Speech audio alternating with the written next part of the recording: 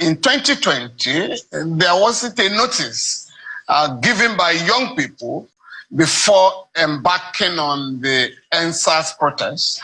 I've followed the debate and the concern of the government, or the worry of the government. The government has not denied the right of Nigerians to protest for or against the government, because that is a constitutional right. But what I think the government is worried about is the possibility that violence might occur. Again, from my experience, in protests. I mean, I've taken part in protests for over 40 years in the country.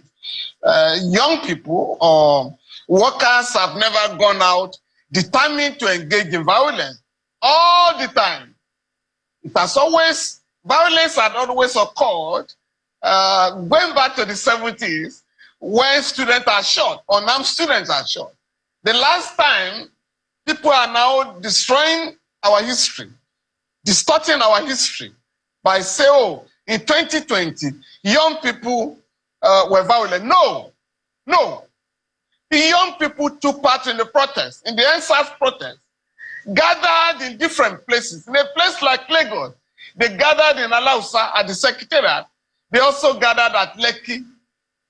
And they were singing and discussing among themselves. People were giving them food. What happened was that the attack on the youth started in Alausa here when a notorious transporter in Lagos, a notorious union leader, sent his thugs to attack the unarmed youths in Alausa. They overpowered the thugs, but the police did not arrest or charge them. The same thing happened in Abuja, in Benin, in Port Harcourt and other places. And of course, until the government decided to unleash people you call hoodlums and thugs on the young people. When that did not work, the government sent troops, armed soldiers, to engage in killing of young people. In 1 week, about 99 people were killed in Lagos. I don't want to talk about Ogbomoso, Ibadan, Port Harcourt, and Benin, and other places where young people were shot at, where young people were killed. So the violence that characterized the end of the NSAS protest was instigated and fueled and sponsored by the government. This time around, I think the government is beginning to learn from the past. I mean, last year, the Nigerian Labour Congress wanted to have a protest in solidarity with ASU during the strike. Oh, he said, no, you cannot go on strike. Hoodlums might take over.